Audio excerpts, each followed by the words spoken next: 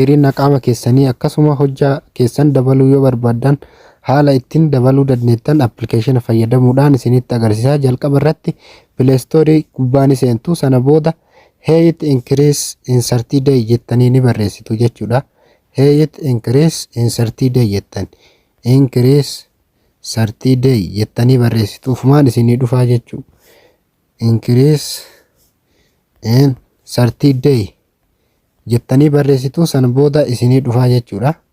Fakkeenyaaf kana filadhaa jechuudha. Amma fakkeenyaaf Height Increase in 30 Day jedhu kana filadhaa jechuudha.